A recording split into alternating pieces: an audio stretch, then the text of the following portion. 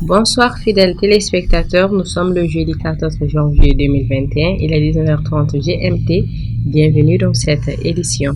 À la une de cette édition, au Mali, 3 casques blés tués lors d'une attaque djihadiste. Autre actualité, Moutagatal dénonce la militarisation à outrance des organes de la transition et de l'administration publique. Également dans les titres, en Éthiopie, au moins 80 personnes assassinées lors d'une nouvelle attaque dans l'Ouest. Pour conclure cette édition, après un deuxième impeachment historique, l'inconnu du procès de Donald Trump au Sénat. Et bonsoir mesdames et messieurs, bienvenue et merci de suivre Mosso TV. Comme je le disais tantôt, au Mali, 3 casques bleus ont été tués lors d'une attaque djihadiste. L'attaque qui a également fait plusieurs blessés s'est produite sur l'axe entre Douanza et Tombouctou. Une nouvelle attaque djihadiste, 3 casques bleus ivoiriens de la mission de l'ONU au Mali, MINUSMA, ont été tués mercredi 13 janvier dans une attaque de leur convoi, a indiqué le porte-parole de la MINUSMA sur Twitter. L'information a été confirmée par un responsable des services de sécurité maliens. L'attaque est survenue au nord de Bambara Maoudé, sur l'axe entre Douanzan centre et Tombouctou nord-ouest, dans une région qui est l'un des foyers de la violence qui ensanglate le Sahel. Au cours d'une opération de sécurité, une compagnie de la MINUSMA a alerté des engins explosifs improvisés avant d'être la cible de tirs par des hommes armés non identifiés, a dit la MINUSMA dans un communiqué. La riposte des casques bleus a poussé les assaillants à fuir, a-t-il dit. Les rapports préliminaires indiquent cependant qu'à la suite de cette attaque, 3 casques bleus sont décédés et 6 autres ont été blessés, a-t-elle indiqué. Autre actualité, le Moutagatal dénonce la militarisation à outrance des organes de transition et de l'administration publique. Pour la 22e année consécutive, le président du parti Congrès national d'initiative démocratique, Sénit Faso Yeriwaton, Maître Moutagatal, était face aux hommes et aux femmes de médias pour la présentation de ses vœux de nouvel an 2021.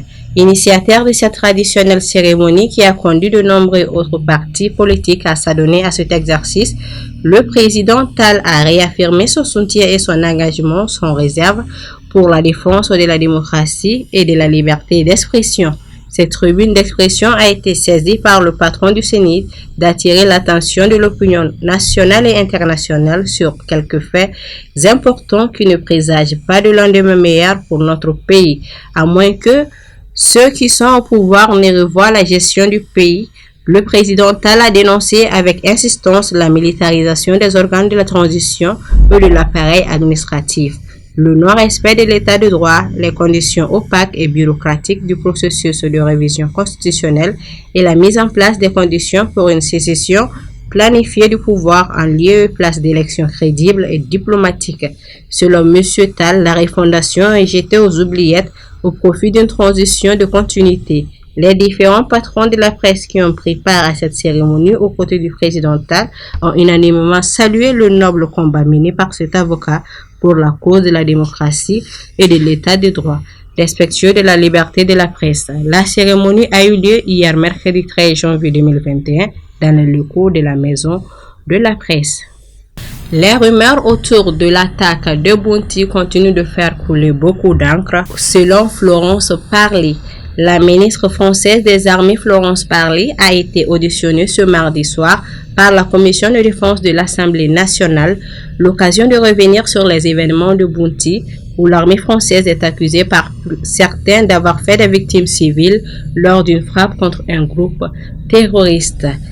Le 3 janvier, les avions de l'opération Barkhane française ont bombardé la localité de Bounti au centre du Mali, neutralisant une trentaine de terroristes. Selon l'état-major français et le ministère de la Défense malien, l'organisation culturelle Peul Tabital Poulakou a quant à elle alerté sur la présence parmi les victimes de civils venus assister à un mariage, des accusations que Florence Parly a qualifiées de rumeurs faisant le jeu des terroristes, notamment du RVIM, le Rassemblement pour la victoire de l'islam et des musulmans, aussi appelé JNIM dans son acronyme arabe. Auditionné devant la commission de défense de l'Assemblée nationale, la ministre française des Armées a réaffirmé que cette frappe était dirigée contre un groupe armé djihadiste affilié à Al-Qaïda.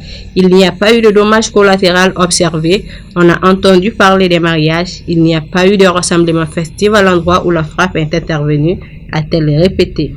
Cette audition a également été l'occasion de clarifier la position du gouvernement français sur les négociations envisagées par les autorités maliennes avec certains groupes terroristes jusque-là fermement opposés à un quelconque dialogue.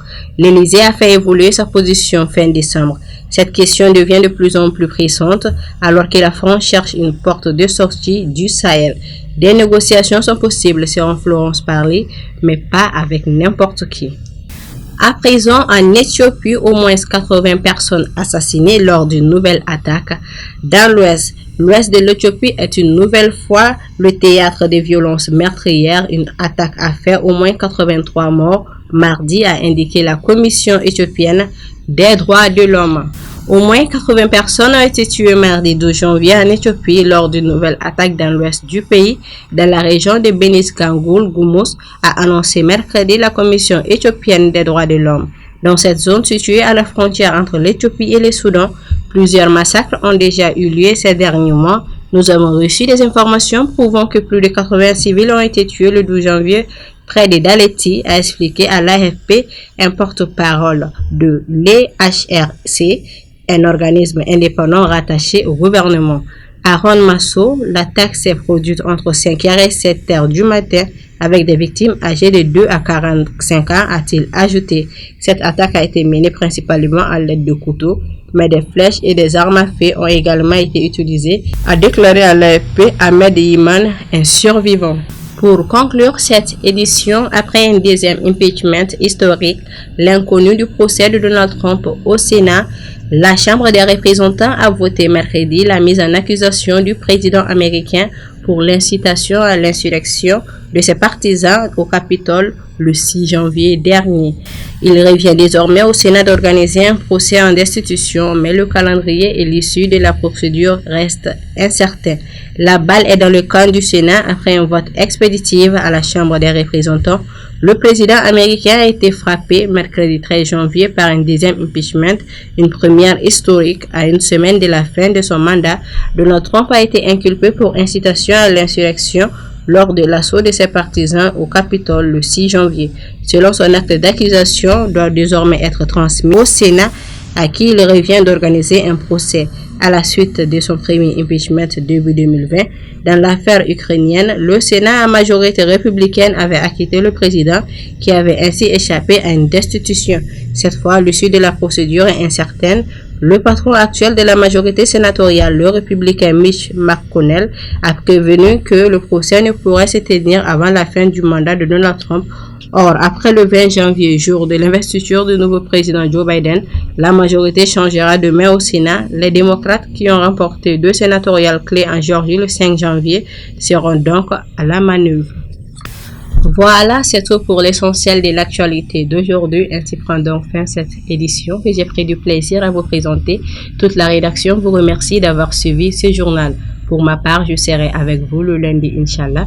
Bonne suite de programme sur Mosso TV. Que le bon Dieu assiste le Mali.